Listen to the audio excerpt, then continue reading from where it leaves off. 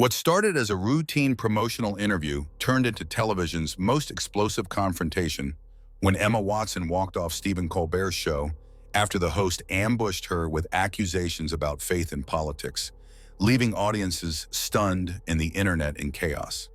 The Ed Sullivan Theater buzzed with its usual pre-show energy as audience members filed into their seats, expecting nothing more than another charming celebrity interview. Emma Watson had arrived to promote her latest directorial effort, a powerful drama exploring themes of redemption and second chances. The film had been earning critical acclaim and Oscar buzz, making this appearance a crucial stop on her promotional tour. Behind the scenes, however, tension was already brewing. Sources close to the production revealed that Colbert's writing team had spent the afternoon crafting what they called gotcha questions, designed to corner Watson about her well-known feminist activism and liberal social views. The host, emboldened by his audience's political leanings, had reportedly told his producers he wanted to challenge the narrative that Watson had been spinning in other interviews. As the show's familiar opening theme played and Colbert delivered his monologue, nothing seemed amiss. The audience laughed at his political jokes, applauded at the right moments, and settled in for what they assumed would be another entertaining hour of late-night television. But backstage, Watson's publicist was growing increasingly uncomfortable with the line of questioning she'd overheard the host rehearsing. When Colbert finally introduced his guest, the applause was thunderous. Watson walked out with her characteristic grace and dignity, offering her the trademark warm smile as she shook hands with the host and took her seat. The first few minutes proceeded exactly as expected. Light banter about the new film, some gentle ribbing about Watson's legendary work ethic, and the kind of easy chemistry that made for good television. "So, Emma," Colbert began, leaning back in his chair with a smile that didn't quite reach his eyes, "this new film deals with some heavy themes about forgiveness and redemption. Given your own background as an activist, I'm curious about how your personal beliefs influenced your approach to this story." Watson nodded thoughtfully, her posture relaxed but alert. "Well, Stephen, I think activism, regardless of what form it takes for different people, gives us a framework for understanding forgiveness," she replied. "This character I'm playing, she's made mistakes, serious ones, but she's trying to find her way back to who she used to be before life got complicated." The audience murmured appreciatively. It was exactly the kind of thoughtful, measured response they'd come to expect from one of Hollywood's most respected actors. But Colbert wasn't satisfied with the diplomatic answer. "Right, but let's dig deeper into that," the host said, his tone shifting slightly. "You've been pretty vocal about your feminist activism over the years, and I respect that. But don't you think there's a certain irony in Hollywood? This town built on make-believe and fantasy when actors start lecturing audiences about moral values." A flicker of confusion crossed Watson's face. This wasn't the direction she'd been told the interview would take.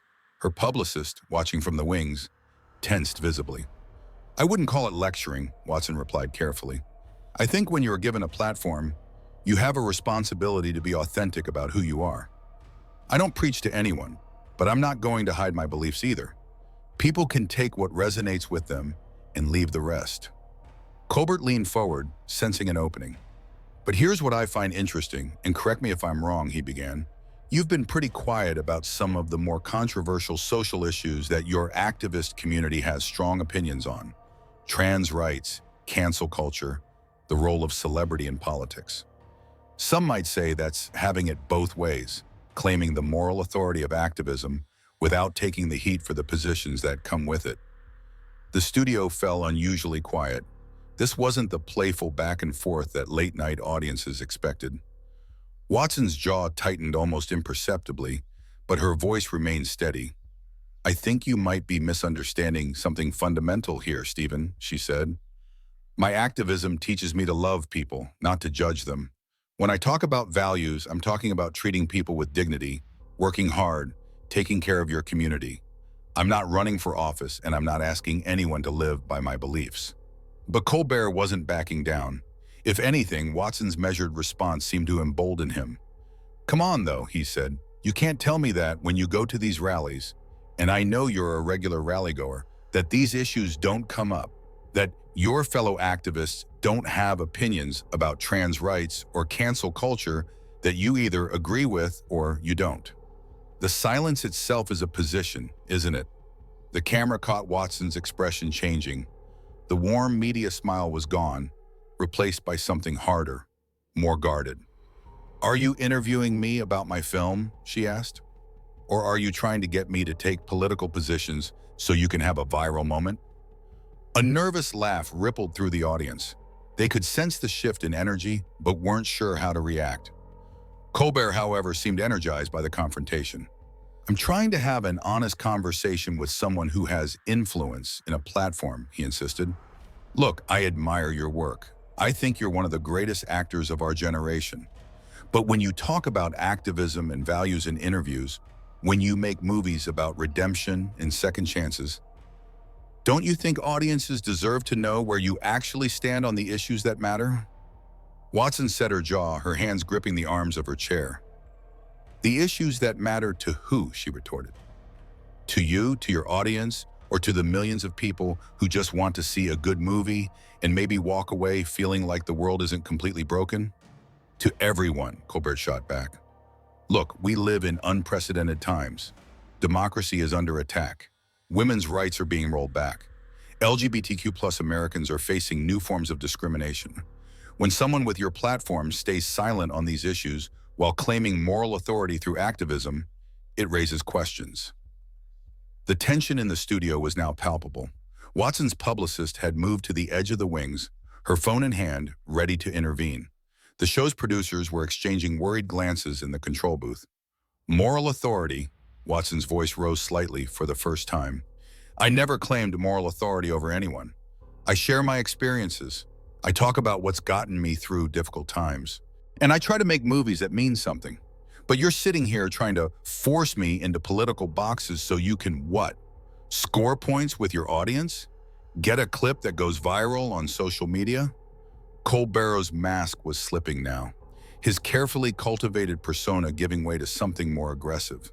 "I'm trying to hold you accountable for the influence you have," he said. "When you talk about activism and values but won't take a stand on the most important moral issues of our time, what message does that send?"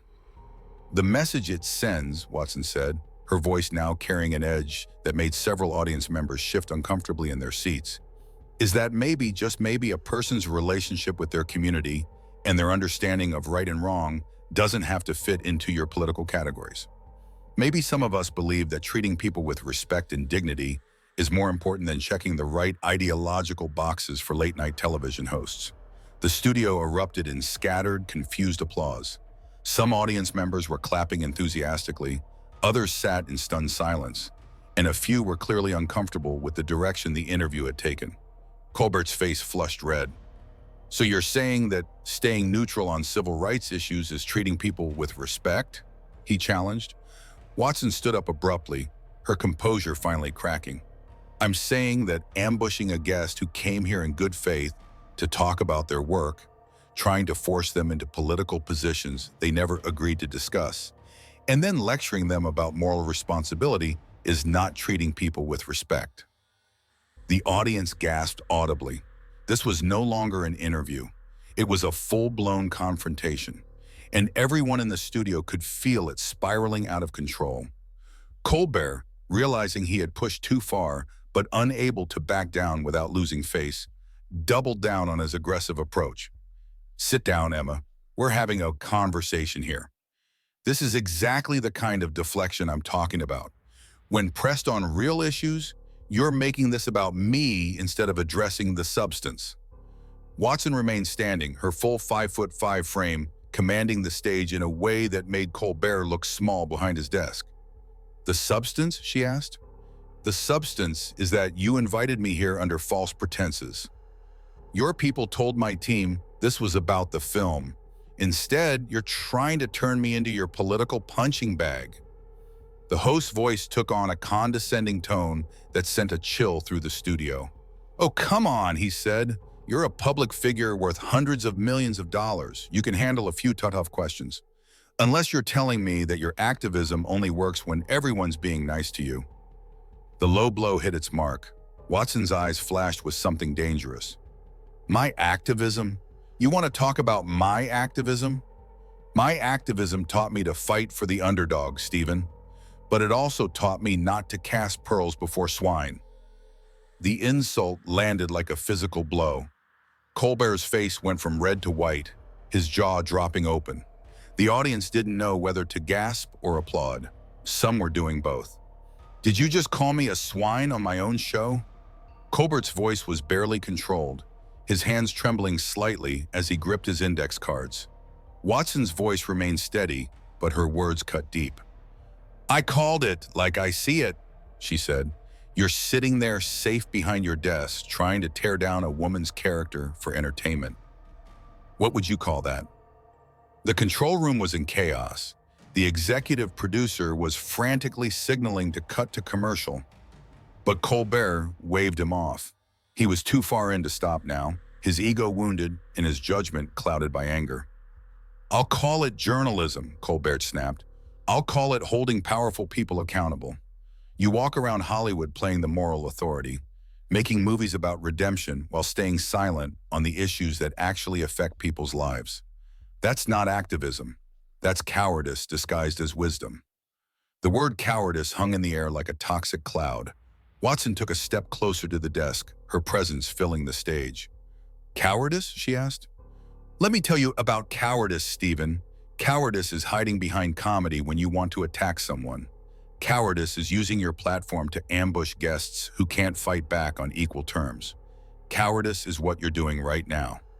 Several audience members were now openly uncomfortable, some standing as if ready to leave. The tension was suffocating, and the usual rhythms of television had completely broken down. Colbert stood up behind his desk, trying to match Watson's presence, but falling short. I'm not hiding behind anything, he said. I'm asking direct questions about your beliefs and your responsibility as a public figure. If you can't handle that, maybe you shouldn't be doing interviews. Maybe I shouldn't, Watson replied, her voice dangerously quiet. Maybe I should stick to working with professionals who understand the difference between an interview and an interrogation. The host's composure was cracking completely now. His voice rose to a near shout. Professional? You think ducking every important question while claiming moral superiority is professional? He yelled. You think using your activism as a shield while refusing to take any real stands is professional? Watson's response was like ice. I think treating a guest with basic human decency is professional. I think honoring the agreement your staff made about what this interview would cover is professional. What you're doing isn't journalism, Stephen. It's a hit job with better lighting. The accusation of bad faith struck a nerve. Colbert's mask was completely off now, revealing something ugly underneath. A hit job? You came on my show. Nobody forced you to be here. If you can't handle real questions about real issues, then maybe you should stick to puff pieces on Entertainment Tonight. The contempt in his voice was palpable. Watson stepped back, not in retreat but in disgust. Real questions?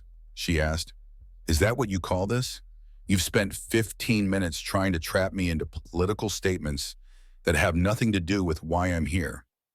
You've questioned my activism, my integrity, and my character, all while hiding behind the pretense of being some kind of crusading journalist. Colbert was spiraling now, his voice cracking with anger and humiliation. I'm not hiding behind anything, he insisted. I'm trying to get honest answers from someone who's made a career out of playing both sides. You want the respect that comes with being a moral voice, but you don't want to take the heat that comes with actually having positions. The studio had gone completely silent, except for the hum of the cameras and the heavy breathing of two people locked in verbal combat. Watson looked around at the audience, many of whom were staring in shock, then back at Colbert with something approaching pity. You know what, Stephen? You're right about one thing, she said. I do want respect, but the difference between us is that I try to earn it through my work, through how I treat people, through the example I set. You seem to think you can demand it while tearing others down. Colbert's voice was shaking now, his professionalism completely abandoned. Don't you dare lecture me about respect, he spat. You've been condescending to me since you walked out here, acting like you're above it all, like you're too good for real questions. Watson shook her head slowly. "The only thing I'm too good for is this," she said. "This ambush, this performance, this attempt to use me for your political theater. I came here to talk about a film that means something to me. Instead, you've turned it into whatever this is." The host was no longer thinking clearly, his responses becoming more erratic and desperate. "This is accountability. This is what happens when you try to have it both ways," he said. "You can't claim to be a moral leader while staying silent on every issue that matters." "Moral leader," Watson's voice carried a mixture of incredulity and exhaustion. "I never claimed to be anybody's leader. I'm an actor and a director who happens to be an activist. But you've decided that's not enough. You've decided I need to be your perfect political puppet or your villain. Well, I'm neither." The confrontation had reached a fever pitch, with both people's voices echoing through the stunned studio. Colbert, realizing he was losing control of his own show, made one final desperate attempt to regain the upper hand. "Fine, walk away. Prove my point," he said. "Show everyone what happens when someone with real questions corners you. Run back to your safe spaces and your softball interviews." Watson paused at the verbal slap, her hand on the back of her chair. For a moment, it seemed like she might respond with equal venom. Instead, she straightened her jacket and looked directly into the camera. "You know what? You're absolutely right, Stephen," she said. "I am going to walk away, not because I can't handle tough questions, but because I respect myself too much to participate in this circus any longer." Her voice was calm, measured, and somehow more devastating than any shout could have been. The camera operator, unsure of protocol, kept rolling as Watson addressed the viewing audience directly. "To anyone watching at home who came here tonight expecting to hear about a film that explores themes of forgiveness and redemption, I apologize that you had to witness this instead. The movie opens this Friday, and I hope you'll judge it on its own merits." Colbert, realizing he was being completely upstaged, tried to interject. "Oh, so now you're going to use my show to promote your movie after calling me a swine?" Watson turned back to him with a look that could freeze fire. "I'm going to do what professionals do, Stephen. I'm going to honor my commitment to the people who worked on this film, even if you couldn't honor your commitment to conduct a respectful interview." The host was spiraling completely now, his voice cracking with frustration and embarrassment. "Respectful? You've been condescending and self-righteous from the moment you sat down, acting like you're too pure for politics, while the rest of us have to live in the real world." "The real world," Watson's composure finally showed a crack, her voice rising with controlled anger. "The real world is where I grew up poor in a London neighborhood.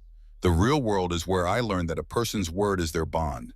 The real world is where people treat each other with dignity even when they disagree. This isn't the real world, Stephen.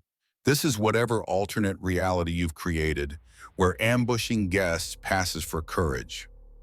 The audience was completely silent now, some visibly uncomfortable, others leaning forward in fascination. They were witnessing something unprecedented, a complete breakdown of the unspoken contracts that govern television. Colbert, sensing he was losing the room entirely, made one last desperate play. "Fine, leave. But don't expect to come crawling back when you need publicity for your next movie," he said. "And don't think this makes you some kind of hero for walking away from hard questions." Watson stopped walking toward the exit and turned around slowly. The look on her face was one of genuine sadness mixed with steely resolve. "Hero, Stephen, I'm not trying to be a hero," she said. "I'm just trying to be a person, something you might want to consider trying sometime." The insult landed with surgical precision. Colbert's face went through a series of expressions: shock, rage, humiliation, before settling on something ugly and desperate. "Get out," he shouted. "Just get out of my studio. Security!" But Watson was already walking, her dignity intact, despite the chaos erupting around her. As she reached the edge of the stage, she paused and turned back one final time, addressing the audience directly. "Ladies and gentlemen, I want you to know that this is not what I came here for tonight," she said. "I came to share something I'm proud of with people who might enjoy it. Instead, you got to see what happens when television forgets its basic responsibility to treat people with respect. Colbert was now standing behind his desk, his face flushed and his hands shaking. "Don't you dare lecture my audience," he yelled. "They came here for honest conversation, not your sanctimonious—" "They came here to be entertained," Watson cut him off, her voice carrying clearly through the studio. "And instead they got to watch you tear down a guest for sport. I hope it was worth it." With that, she walked off the stage, leaving behind a studio in complete chaos. The audience didn't know whether to applaud or sit in stunned silence. Most chose the latter. Colbert stood alone on his stage, the full weight of what had just happened beginning to sink in. His producers were frantically signaling from the control booth, but he seemed frozen, unable to process the complete breakdown of his show. Finally, after what felt like an eternity, he addressed the audience with a voice that lacked all of its usual confidence. "Well, that was unexpected. When we come back, we'll have our musical guest," he said. But the damage was done. The studio audience, many of whom had paid good money and waited months for tickets, began filing out during the commercial break. They had come for entertainment and left feeling like they had witnessed something ugly and uncomfortable.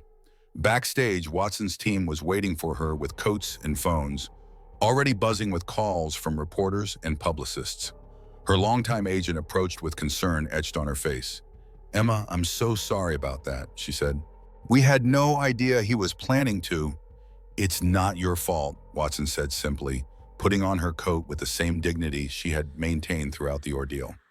"Some people show you who they really are when the cameras are rolling. Tonight, we all learned something about Stephen Colbert." Meanwhile, on the set, Colbert was having a complete meltdown during the commercial break. "How did this happen?" he demanded of his producers. "How did we let her turn this around on me? She's the one who wouldn't answer simple questions." The executive producer, a seasoned television veteran, shook his head grimly. "Stephen, I've been in this business for 30 years, and I've never seen anything like that. You completely lost control of the interview." "I lost control? She's the one who stormed off after you called her a coward and questioned her activism for 15 straight minutes," the producer replied bluntly.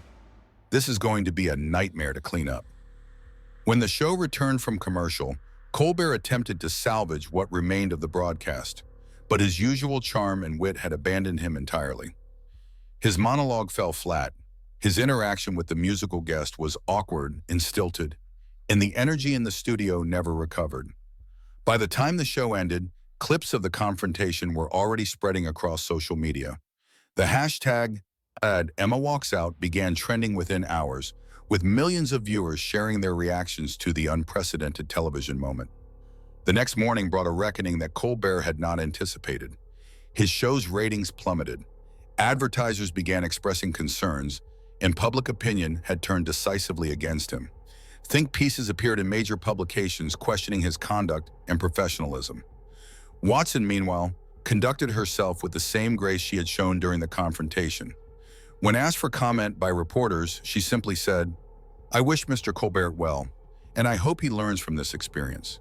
As for me, I'm focused on my work and the people who support it." The film Watson had come to promote opened to strong box office numbers and critical acclaim, with many reviewers noting the irony that a movie about redemption and second chances had been overshadowed by a talk show host's inability to extend basic courtesy to his guest. Within weeks, Colbert's ratings had dropped significantly, and industry insiders were questioning whether he could recover from the damage to his reputation. The confrontation had revealed something about his character that many viewers found deeply unappealing, and the backlash was swift and severe. In the end, the clash between Emma Watson and Stephen Colbert became more than just a television moment. It became a defining example of the difference between authentic dignity and performative outrage, between genuine principle and political grandstanding. One person had walked away with her integrity intact, while the other was left to face the consequences of his actions alone on his own stage.